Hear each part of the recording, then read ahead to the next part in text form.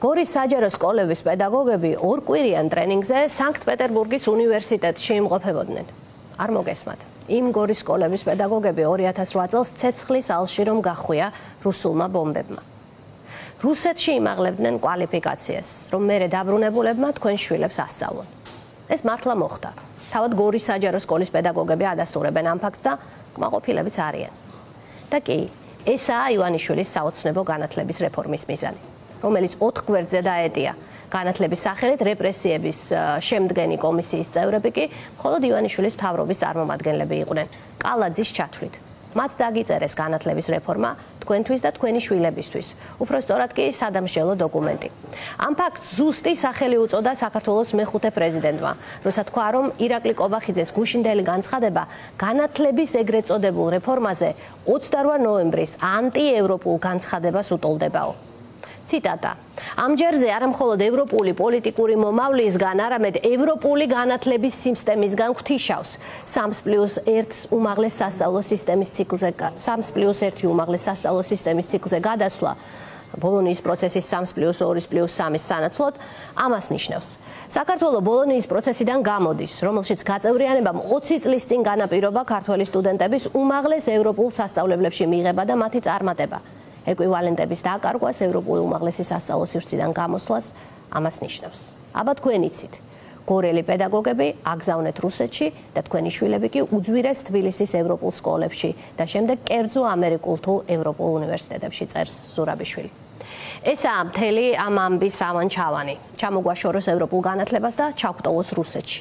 სკოლის დამთავრების მერე სწავლა რომ დასავლეთში ვერ გააგრძელოს თქვენმა შვილებმა, თქვენმა სკოლის დიპლომმა რომ მხოლოდ რუსეთში გაჭრას, ანუ თქვენი შვილების 11 კლასი 12-ის ნაცვლად 11 წლიანი სასკოლო ატესტატი საერთაშორისო დონის ევროპულ და ამერიკულ უნივერსიტეტებში სწავლის გასაგრძელებლად არ არის საკმარისი. ამიტომ დაგრჩებათ ხელში ასე 11 წლიანი სკოლის დიპლომი, რომელსაც მხოლოდ საქართველოში გამოიყენებთ, ან რუსეთში. სხვა შორის კობახიძის ერთი ფრაზა იყო, რომ კაცო, ვისაც საზღვარგარეთ სწავლის გაგრძელება უნდა მე-12 კლასი ევროპაში ისწავლოს, რომ თითქოს ასე მარტივია ევროპაში სწავლა გააგრძელოს რიგითმა საშუალო შემოსავლის ქართველმა. პარალელურად კი რეჟიმი ცდილობს რადიკალური ცვლილებებით გაუგებარი ერთი ქალაქი, ერთი ფაკულტეტის პრინციპით მასშტაბური რეორგანიზაცია დაიწყოს და სამეცნიერო წრეებში წმენდას მიაღწიოს. კობახიძე გვიმტკიცებს, რომ ერთი ფაკულტეტი მხოლოდ ერთ უნივერსიტეტში უნდა იყოს, განათლების რეფორმის სახელით დაანონსებული გეგმების უკან კი პოლიტიკური შურისძიების მცდელობაა მხოლოდ სპეციალისტების აზრით. ისინი დარწმუნებულნი არიან, რომ ქართული ოცნება იმ უნივერსიტეტებს და პროფესორებს შეუტევს, რომლებიც მის პარტიულ პოლიტიკასთან წინააღმდეგობაში მოდიან და რეორგანიზაციის სახელით მასშტაბურ საკანდრო წმენდას ჩაატარებს რეჟიმი. არასასურველ უნივერსიტეტებზე შეტევა უკვე დაიწყო, სხვა შორის საქართველოს უნივერსიტეტის წინააღმდეგ დღეს პროკურატურაში შევიდა საჩივარი. მომჩივანი გახლავთ ტექნიკური უნივერსიტეტის რექტორი დავით გურგენიძე. ის გიული ალასანიას უნივერსიტეტის ქონების უკან დაბრუნებას მოითხოვს, რადგან წლების წინ ტექნიკურ უნივერსიტეტს ეკუთვნოდაო. საქართველოს უნივერსიტეტში ფიქრობენ, რომ ამ საჩივარს სამართლებრივი პერსპექტივა არ აქვს, იმ შემთხვევაში ოღონდ თუ ოცნების მთავრობამ პოლიტიკური გადაწყვეტილება არ მიიღო, რადგან წლების წინ ინფრასტრუქტურა ეკონომიკის სამინისტროსგან კანონიერად შეიძინეს. პოლიტიკური სცენარის ალბათობას ის ფაქტი აძლევს, ასე ვთქვათ, დღის შუქს და შესაძლებლობას, რომ ალასანიას უნივერსიტეტის შესახებ ქართული ოცნება ჯერ კიდევ თეატრულოკიანის კომისიის ფორმატში ლაპარაკობდა, სადაც დავით გურგენიძემ კომისიის თავმჯდომარისგან პოლიტიკური გადაწყვეტილების მიღება პირდაპირ ითხოვა. მოკლედ ასეთი ვითარებაა განათლებასთან კავშირში ჩვენ ქვეყანაში. ქეთი გურჩიანი, ილიანის ანთროპოლოგიის მიმართულების პროფესორი და ქეთი ცოტნიაშვილი სახელმწიფო უნივერსიტეტის განათლების სკოლის ასოცირების პროფესორი ჩვენთან სტუდიაში არიან ქალბატონები და მათთან ერთად შევეცდებით ანუ სპეციალისტების დონეზე ვიკითხოთ, რას ემსახურება ეს 4 გვერდიანი დოკუმენტი თქვენი აზრით და საერთოდ განათლების რეფორმაზეა საუბარი, კომისიის წევრები რომ ჩავყევი, მეც კი გავუცდი ამ სტანდარტების პირობებში, თქვენი შეფასება უფრო კომპეტენტური იქნება განათლების ნაწილში გისმენთ. დიდი მადლობა მოწვევისთვის. ეს მცირე დოკუმენტი, რომელიც ჩვენ წავიკითხეთ გუშინ და გავეცანით შემდეგ პრემიერ-მინისტრის კობახიძის ინტერვიუსაც, ცალსახად შეგვიძლია შევისწავლოთ და წავიკითხოთ როგორც დოკუმენტი იმის თაობაზე, როგორ იქნება მთელი ქვეყნის განათლების სისტემა გარიყული, შემდეგ ქვეყნის შიგნით იქნება უნივერსიტეტების ნაწილი გარიყული და მთელი ბავშვების თაობა იქნება გარიყული, რომლებიც ამ იზოლაციაში მოექცევიან. ეხლა მიუხედავად იმისა, რომ არსებობს პრობლემები უმაღლეს განათლებაში, იქნება თუ სასკოლო განათლებაში, ეს დოკუმენტი და ის მიზნები, რომლის მიღწევაც ამ დოკუმენტს უნდა, არ შეესაბამება იმ პრობლემებს, რომლებიც აქ ჩამოთვლილია და თან რიტორიკული ხერხია, რომ ვითომ გაჩვენებს, რომ ხო, რა თქმა უნდა, უკეთესია კარგი ინფრასტრუქტურა, მაგრამ სინამდვილეში ეს სხვა რაღაცას ემსახურება. ჩვენ დაახლოებით 8 თვეა უკვე ვიცით, 10 თვეა. ის რაც ამ დოკუმენტში ეწერა, ამაზე სულ ამბობდნენ, რომ ეხლა მიზანი არის, რომ ინფრასტრუქტურა, შენობები ვაკე საბურთალოს ტერიტორიაზე უნდა გაიყიდოს. ამის ნაცვლად ჩვენ მოგცემენ რაღაცას რუსთავის გზატკეცილზე, ასევე ჩვენ ვიცოდით, რომ დადგებოდა გაერთიანების საკითხი და ისიც ვიცოდით, რომ ეს შეფუთული იქნებოდა რამე დადებითით.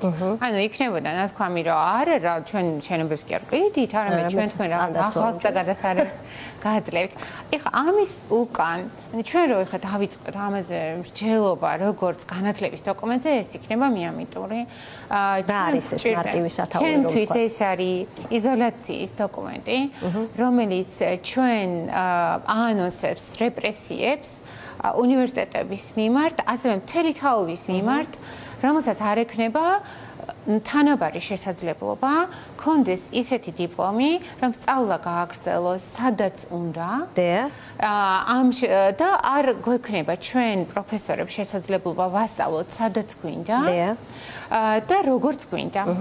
შექმნის იერარქიას ეხლანდელი არსებული პრინციპით როგორ არის იცით რომ ჩვენ ყველანი ვითარდებით ჩვენ გზაზე ასისტენტ პროფესორი ვარ მე ასოცირებული მე სრული პროფესორი ეხლა შექმნება იერარქია რომლისგანაც ველით რომ ალბათ ეს იქნება აწყობილი უფრო მორჩილების პრინციპზე ვიღაცა გახდება რომელიც უფრო ლოიალური არის რეჟიმის მიმართ მე დანარჩენები იქნებიან უფრო დაქვემდებარებულები მგონია რომ მე ასე წავიკითხე ეს რაც განაცხადეს თქვენს გონიათ, რომ ეს პოლიტიკური მიზნების მიღწევის დოკუმენტია და არა განათლების და აქ ძალიან მნიშვნელოვანი იყო სალომე ზურაბიშვილის პარალელი. მან თქვა, რომ ეს რაც დღეს მოისმინა, ანუ განათლების რეფორმასთან კავშირში, მისთვის უტოლდება კობახიძის 29 ნოემბრის განცხადებაც, როცა მან თქვა, რომ უარს ამბობს ეს ქვეყანა ევროინტეგრაციაზე.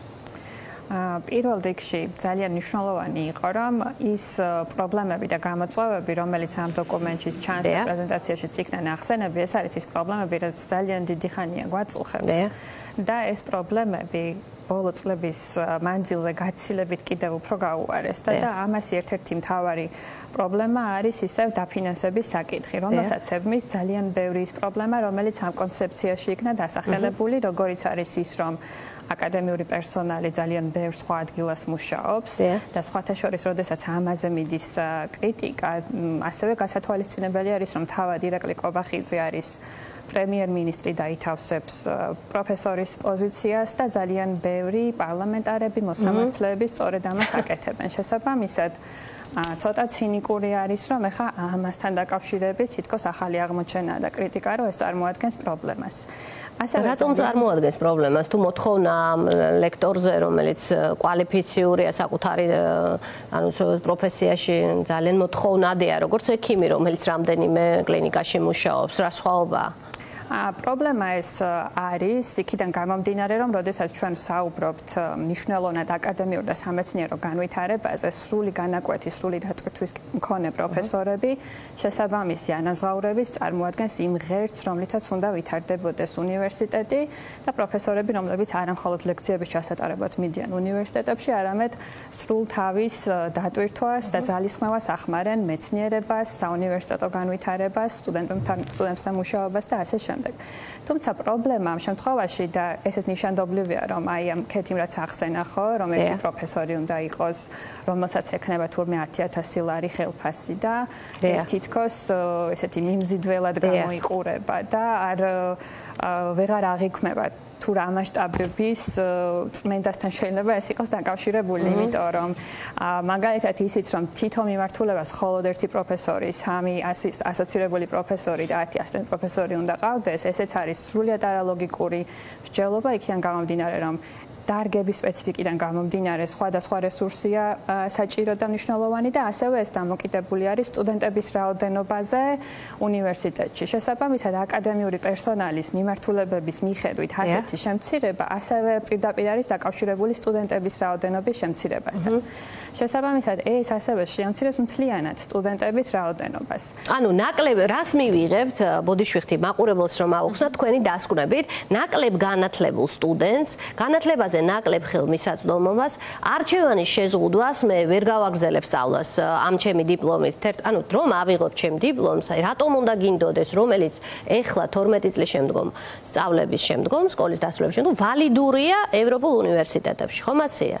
ანუ რატომ უნდა მინდოდეს ამის შეცვლა 11 კლასზე და მეჭიროს ხელში დიპლომი, რომელიც არავალიდური იქნება ევროპულ უნივერსიტეტებში? აი ეს რა მიზანი შეიძლება კონდეს ამას, რამე ლოგიკური განათლების რეფორმას თუ აკეთებ, ეს არჩევანის თავისუფლება, რატომ უნდა შეგიზღუდონ? ამას აქვს ჩემი აზრით ორი გათვლა. ერთი, რომელიც ირაკლი კობახიძემ გუშინვე დაასახელა. ძალიან ღია თქვა. ეს იყო ეკონომიის გაკეთება, გარკვეული, ანუ აი ამ სწავლის ხანგრძლივობის შემცირებიდან გამომდინარე და ეს ეხება როგორც 11 წელს, ასევე საბაკალავრო და სამაგისტრო საფეხურებს და მეორე გათვლა არის პოპულისტური და პროპაგანდისტული გათვლა, როდესაც ყველა შეუძლია ქუჩაში თქვას, რომ სტუდენტები ისედაც ტყუილად კარგავენ დროს.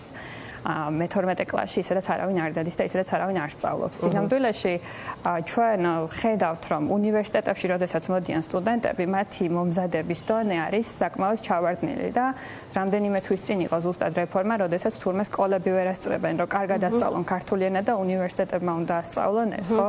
და იმის ნაცვლად, რომ ზუსტად ეს მე-12 წელი გამოყენებული იყოს იმისთვის, რომ ეს ჩავარდნები მაინც იქნება ამოივსოს, ან სწორედ როდესაც ლაპარაკი არის ბაზრის მოთხოვნების გათვალისწინებაზე, რომ კარგი პროფესიული ორიენტაცია ჩაუტარდეთ სტუდენტებს, ის რაც დაეხმარებათ მათ, რომ შემდეგში ტრანზიცია მარტივად განახორციელონ უნივერსიტეტებში და დასაქმების ბაზარზე, იმის ნაცვლად, რომ ეს პრობლემები მოწესრიგდეს, ხო, მთლიანად ვაუქმებთ ამ საფეხურებს. კი ბატონო, იგივე მინდა კითხოთ თავდონ იცით, მე კიდე დავამატებდი, უპირველეს მიზანი მგონია, უნივერსიტეტები არის ჯერ კიდევ თავისუფალი სივრცე. თითქმის არ არსებობს უნივერსიტეტის პროფესურა, რომელიც აქტიურად არ აპროტესტებს. ზოგი უფრო მეტად ჩანს, ზოგი ნაკლებად, მაგრამ ჩვენ ხო ვიცით, რომ ეს მშვიდობიანი პროტესტი არის პროფესორების ძალიან დიდი მონაწილეობით და სტუდენტების ძალიან დიდი მონაწილეობით და ეს განცდა, რომ ჩვენ ვერ გვმართავენ, ჩვენთვის არის ძალიან მნიშვნელოვანი. ეხლა ამას თუ გამოაკლდება დიდი წილი სტუდენტების მასა, ასევე ის დასრული უკვე მე-12 კლასელი სტუდენტები, რომლებსაც თავიანთი მოსაზრების გამოთქვა შეუძლიათ, არჩევნებში მონაწილეობა შეუძლიათ და ასე შემდეგ, თანდათან იქნება საუნივერსიტეტო სივრცეც როგორც აქვემდებარებული სივრცე, რომელიც ცენტრალიზებულია და აბსოლუტურად ეს ძალიან გარკვეული პოლიტიკური მიზანია. ასევე მათი რაღაცნაირი ჩატოვება ქვეყანაში. თან ამას ჩვენ ვიცით, რომ ბოლო პერიოდში მოსახლეობას ძალიან აწუხებს დემოგრაფიული პრობლემა. ალბათ ისინიც ატარებენ ხალხმკლევას, მარტო ჩვენ ხარ ვატარებ და ხალხი ფიქრობს, რომ აი ბევრი მიდის მიგრაციაში, პოპულისტური განცხადება, რომ ამას ახლა იმიტომ ვაკეთებ, მე რომ ეს ხალხი არ გაიქცეს იქ. არ გაიქცეს კი არა უბლოკა შენ, ესე იყო საბჭოთა კავშირის ვერ გაიქცეოდი, არ გიშვებდნენ და ხო, ანუ ეს იმიტომ კი არ რჩები, რომ აქ კარგია, რომ აღარ გიშვებენ. შესაბამისად, ეხლა გულახდილოთ რა ვთქვათ, რა ხდება. ჯერ ჩამოყალიბეს ხატი პროფესორების, რომლებიც რაღაცა შენლებებს ასწავლიან ახალგაზრდებს, შექმნეს თქვა მარინა ჩიტაშვილის სახელით, რომელსაც დღეს უკვე ქუჩაშიც კი ვიღაცამ დაუძახა, რომ თქვენ სისხლის ხრა გინდოდათ ამ ადამიანს, რომელსაც არაფერი არ დაუმსახურებია დიდი პატივისცემის გარდა მთელი აწრევლების მანძილზე, ხო? ეს ქმნიან ამ ხატს და მე ამ სიუჟეტების მე ჩვენ ეგრევე ვიცოდი, რომ ეხლა დადებენ განათლების რეფორმის ეგრეთ წოდებული. ანუ მექანიზმს დადებენ, როგორ არ იყოს მარინა ჩიტაშვილი უნივერსიტეტში, ეს არის მოკლედ. კი ბატონო, ანუ მექანიზმს დადებენ, როგორ აღარ არსებობდეს თავისუფალი კრიტიკული აკადემიური სივრცე, რომელიც არ არის დამქვემდებარებულია. მე ხა ძალიან დიდი იმედი მაქვს, რომ ჩვენი პროფესორები იგრძნობენ, რომ ეს ჩვენ ყველას გვეხება. ეს არ არის ხა ისეთი სიტუაცია, რომ ვიღაცა ხო, აი რატომ არის ასე დარწმუნებული რეჟიმი, რომ ეს გაუვა? ყოველთვის ამ ქვეყანაში პრობლემა იყო განათლების რეფორმა, განათლების მცოდნე ადამიანების გარეშე დაწერილი და მომზადებული. თან ასე ჩქარდროში, სწრაფად რაღაცა თითქოს ის ჭადი ეწვებათ სადმე, არ ვიცი, განათლებაა ხომ ის ხო არ არის 12-11 წელზე ცვლი ასეთ მნიშვნელოვან ქალაქებში რაღაც ფაკულტეტები, რაღაც წარმოუდგენელ ასეთ რეფორმას აანონსებ, რომელიც ჯერ ერთი დიდ რესურსთანაც არის დაკავშირებული, არა მარტო რესურსის დაზოგვასთან ალბათ. და რატომ გონიათ, რომ რატომ ჩქარობენ? და ფიქრობ თუ არა, რომ ეს საუნივერსიტეტო და სასკოლო საზოგადოებამ უნდა გააჩეროს, ვიდრე არ დაათვლის ამის შედეგებს. მე არ მგონია ისინი დარწმუნებულები იყვნენ, რომ ეს ყველაფერი გაუვათ, იმიტომ რომ გუშინ კონცეფციის პრეზენტაციის ბოლოსაც ირაკლი კობახიძემ თქვა, რომ კონცეფციის დაწერა მარტივია, თუმცა ამისი ახსრულება გაცილებით უფრო რთულია.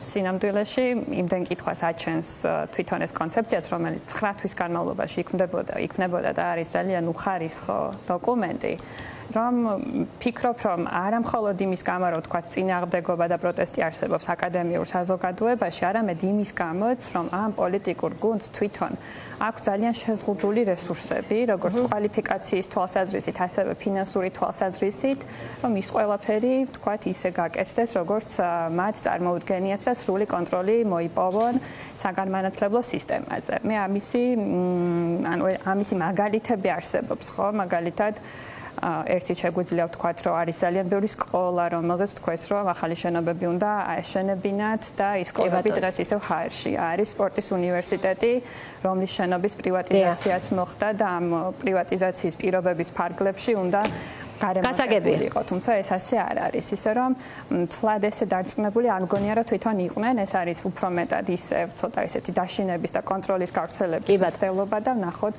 ვის რა გამოგვივა. ძალიან დიდი მადლობა, რომ იყავით ჩვენი სტუმრები. მოკლედ განათლების რეფორმა, რომლის გადანაცაც ჩქარობს რეჟიმი, მაგრამ ვნახოთ, რამდენად გაუვათ ეს 4 ხურცლიანი დოკუმენტის შესაღება საზოგადოებისთვის პოლიტიკური კონტროლის მექანიზმის დასამყარებლად უნივერსიტეტებზე.